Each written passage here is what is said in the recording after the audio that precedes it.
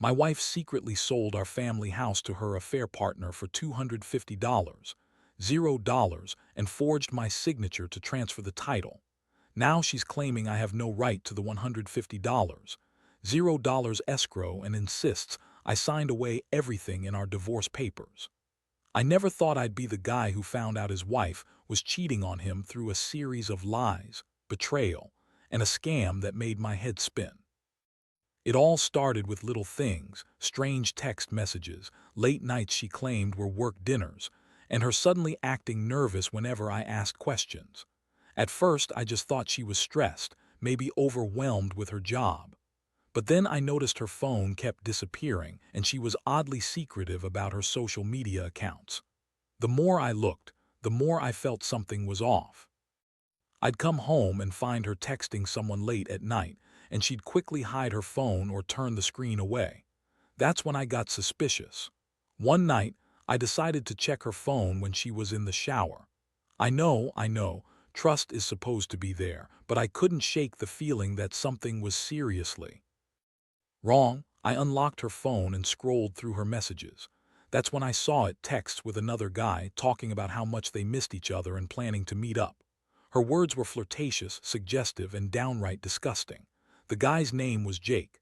I felt like I'd been punched in the stomach. I couldn't believe it.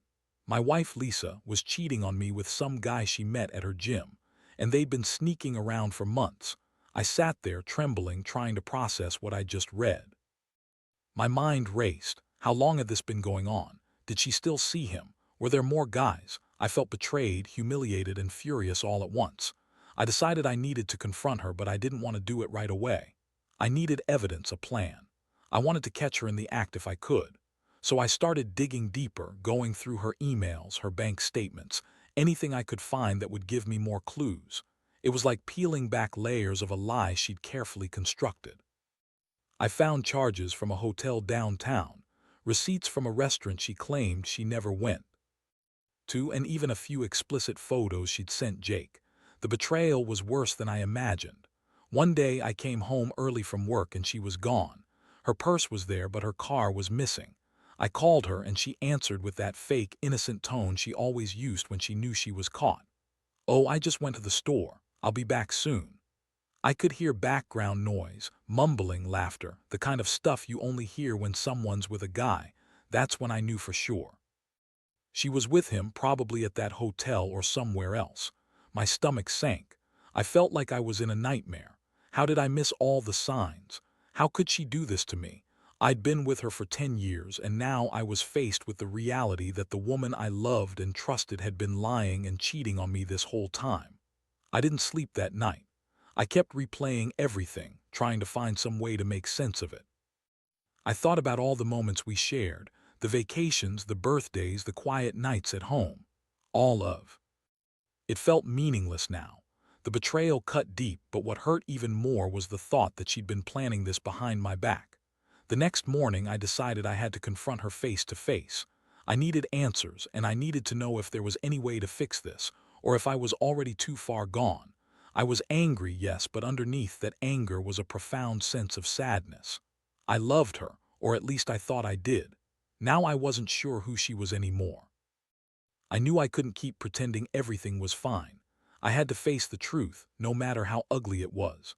The moment I saw her pull into the driveway that afternoon, I felt my stomach tighten up. I was sitting on the couch, phone in hand, trying to organize my thoughts, but I knew what was coming. She looked nervous, rushing out of the car like she was trying to escape something. Her face was pale, her eyes darted around as if she knew she'd been caught. She tried to smile, but it was forced. That's when I stepped in her way. "Lisa," I said, voice calm but with an edge I couldn't hide. "We need to talk." She hesitated, then finally sighed like she knew she couldn't avoid it anymore. "What's there to talk about?" She shot back, trying to sound casual but cracking under the pressure. "I was just at the store, you're overreacting." I pulled out my phone, holding up the evidence I'd collected, screenshots of her texts with Jake, the hotel receipts, her explicit messages. Her eyes widened and her face went pale again. "That's not what it looks like," she mumbled, trying to brush it off. "You're blowing things out of proportion. It's just sex. It doesn't mean anything." "No, Lisa," I said, voice rising slightly. It's not just sex, it's betrayal. You lied to me for months. You're cheating and now you're trying to lie your way out of it. She started to cry, but it was the kind of cry that felt fake, rehearsed. You don't understand. Jake was just someone I met at the gym. It was a mistake, a stupid thing I did when I was upset. I swear I never loved him. It was just sex and I was lonely. Okay, you have to believe me. I stared at her, feeling my blood boil. How could she sit there and lie so effortlessly? How many times had she lied to me before? I knew she was a good liar, but I wasn't buying it anymore. I wanted to see her crumble, to see her realize how badly she'd hurt me. You think I'm stupid? I asked, voice trembling with rage. You think I don't know about the other guy, about Jake, or the hotel? How long has this been going on? She looked away, silent, then finally whispered, a few months. But it's over now. I swear I stopped it. I was just stupid. I didn't mean to hurt you. That was the moment I realized how deep her lies went. She was spinning a web, trying to convince herself as much as me. But I'd heard enough. I told her I needed space, that I couldn't even look at her right now, and I stormed out of the room. I needed to breathe, to think. But every part of me was burning with betrayal. How could she do this? How could she lie so convincingly? I felt like my entire world was collapsing. Later that night, I sat alone in the dark, replaying everything she'd said. I couldn't understand how she could be so callous, so indifferent to the pain she caused. I'd given her everything, my love, my trust, my life, and she threw it all away for some meaningless sex. I felt numb, honestly, like I was floating outside my body. I knew I had to decide what to do next. Should I forgive her? Should I fight for us? Or was this the end? The betrayal was so complete that I wasn't sure there was any coming back from it. And yet, part of me still hoped there was some way to fix what was broken, if she even deserved it. The days that followed were a blur. I couldn't sleep, couldn't eat, and every time I closed my eyes, I saw her face. Her fake tears, her lies, the way she looked at Jake like he was the only thing that mattered. But what haunted me more than anything was the feeling that I'd been played for a fool. All those years, building a life, trusting her, loving her, only to find out she'd been sneaking around, selling our house behind my back and forging my signature to transfer the title. It was like a punch to the gut every time I thought about it. I knew I had to get some answers, no matter how painful. So I started digging into the house sale, digging into the paperwork she'd hidden from me. I found out she sold our family home to her affair partner, a guy named Jake, for a quick $250, $0. That alone was bad enough, but then I discovered she'd forged my signature to transfer the title. I couldn't believe it. She'd gone that far, completely willing to steal what was supposed to be our sanctuary, our family's legacy. I confronted her again that evening, armed with the evidence. I demanded she tell me the truth about everything, about the sale, about the forged documents, about her plans. She tried to deny everything at first, but I had the proof. I showed her the transfer papers, the bank statements, the notarized signatures that weren't mine. Her face turned beet red and she started to panic. Look, she snapped, trying to brush it off. It's not what you think. I did it because I was desperate. Jake convinced me we could start fresh. I didn't think you'd ever find out. Start fresh, I echoed, voice cold. You sold our house, Lisa, our home. You forged my signature to do it, and now you're telling me it's because you were desperate. For what? Some guy you barely knew. She looked away, biting her lip, trying to hold back tears. I was stupid. I thought I could fix everything. I didn't want to lose everything, and Jake said he'd take care of me. I thought I could have both, him and you. I was wrong. I'm sorry. Please just forgive me. Forgive her. I couldn't even process that. I felt my chest tighten, rage boiling over. How could she be so selfish, so manipulative? She'd taken everything from me, our house, my trust, my sense of security, and now she was just begging for forgiveness. I couldn't believe the audacity. I told her I needed time to think, that I wasn't sure whether I could ever forgive her for this level of betrayal. That night I sat alone in my room, staring at the documents I'd pulled up on my laptop. The more I looked, the more furious I became. She sold our family home for a quick buck, $250, without telling me, and she'd forged my signature. I realized she'd been planning this for a while, probably since she started cheating. She wanted out, and she'd gone to extreme lengths to make sure she got what she wanted. The house was gone, and I was left with nothing but shattered trust. But what I didn't expect was the next bombshell. As I was going through the legal documents, I saw that she claimed I signed divorce papers giving her everything. She was flat out lying. I never signed those papers. Someone had forged my signature there too. That's when I realized she'd been manipulating the entire situation, trying to take everything, including the $150, $0 in escrow from the house sale, claiming I had no rights. And she was insisting I'd signed away everything in the divorce papers, which I hadn't. I felt sick. That's when it hit me. This wasn't just about infidelity anymore. This was about her greed, her willingness to destroy everything we'd built for some new life with Jake. It was a wake-up call. I had to act fast if I wanted to save what little was left of my rights, if I even had any at this point. I knew I couldn't let her get away with this. I started planning my next move, legal action, confronting her again, maybe even going to the authorities if necessary. Right then, I knew this was far from over. She crossed every line, and I had to fight to get what was rightfully mine. The betrayal was one thing, but now she was trying to steal my future, my money, everything. I'd be damned if I'd let her get away with it. I was furious, hurt, but also determined. She might have thought she could manipulate me, but I wasn't going to be a pawn in her game. Not anymore. The more I dug into her lies, the more I realized how deep she'd gone. I had the proof of the forged signatures, the illegal sale of our house, and her blatant attempt to claim I signed away everything. But what really made my blood boil was her insistence that I had no rights to the escrow money. $150. She was now claiming I'd already signed away in divorce papers she forged. The thought that she'd manipulate legal documents, forge my signature, and try to strip me of what was supposed to be half of our assets made me feel sick. It wasn't just betrayal anymore. It was theft, pure and simple. I knew I had to act quickly. I called a lawyer first thing the next morning. I explained everything, her affair, the sale of the house, the forged signatures, and her claims about the divorce papers. My lawyer listened carefully, then told me I had a case. Apparently, forging signatures and fraudulently transferring property are serious crimes. I was relieved but also enraged. How could she think she could get away with this? I was determined to fight for what was mine. In the meantime, I gathered copies of every document I could find, bank statements, legal notices, emails, text messages, everything that proved her deception. I also contacted the escrow company directly. I wanted to know if I could access the $150, $0 escrow that she claimed I signed away.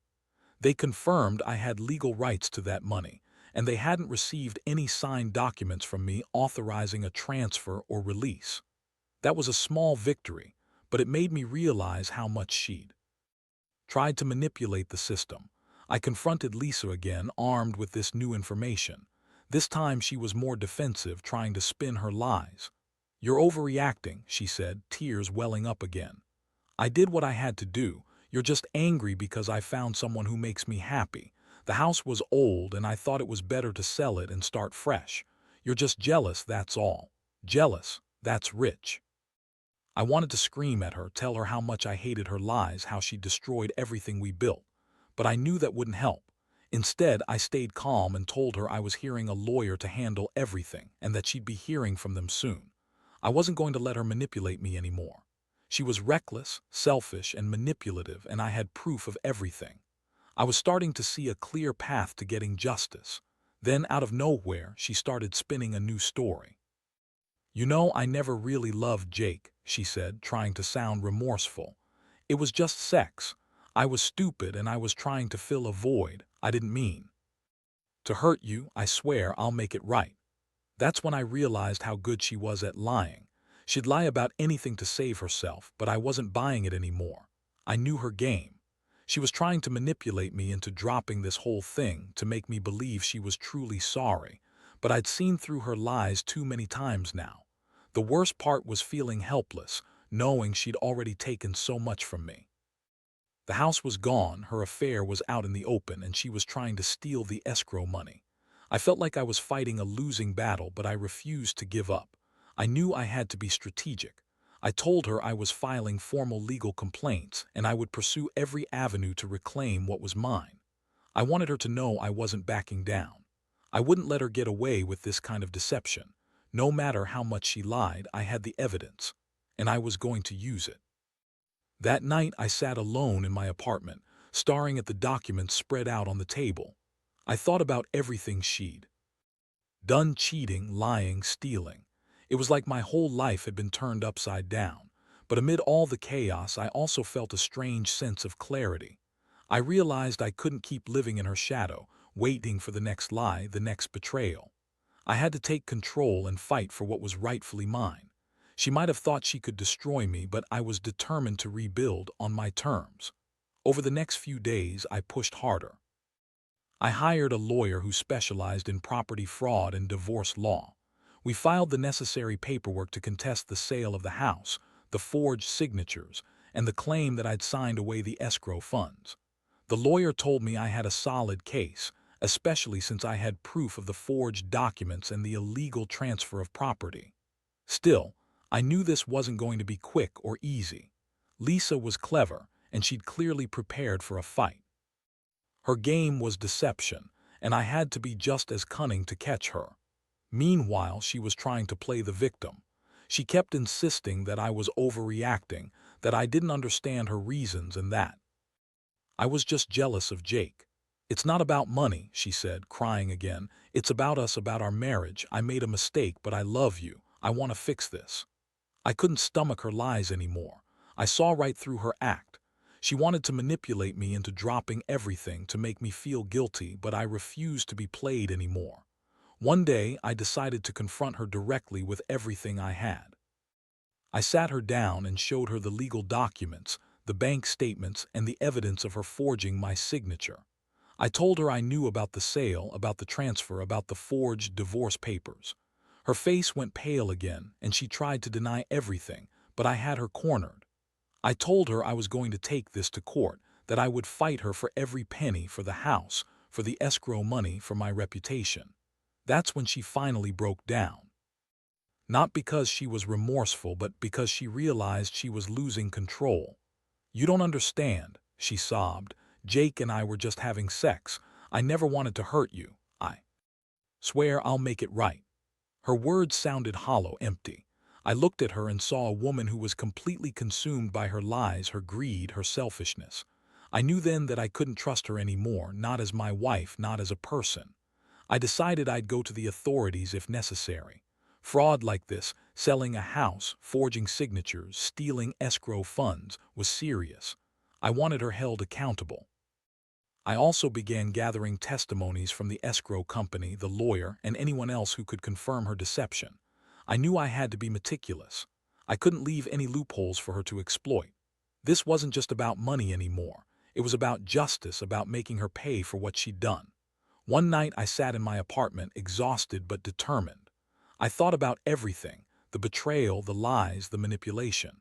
I felt a deep rage, but also a strange sense of relief. I was finally taking control of the situation. I realized that she'd underestimated me, thinking she could get away with everything. But I was not going down without a fight. I'd expose her and I'd get back what she stole.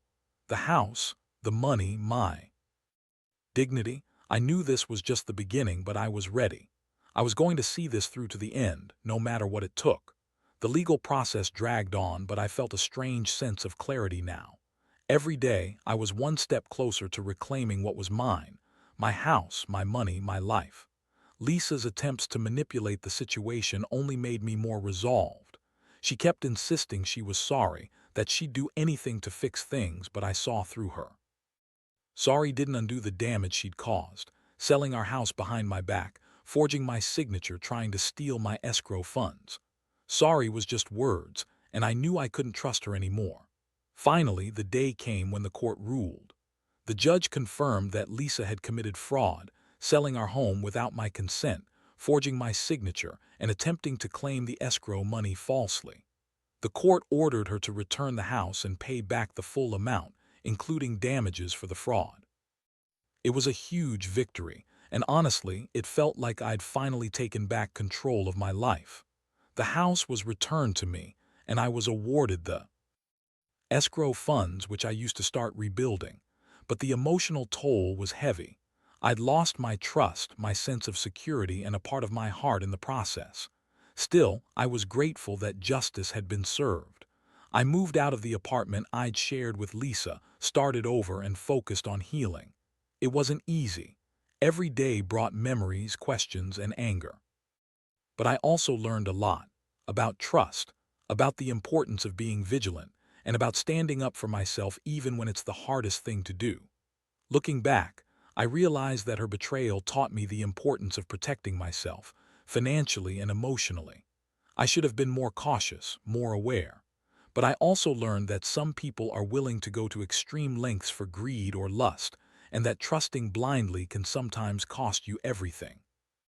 I hope sharing this story helps someone else see the warning signs before it's too late, because no amount of love or hope should blind you to the red flags. And if someone crosses every line, don't hesitate to fight back. Justice isn't always easy, but it's worth it.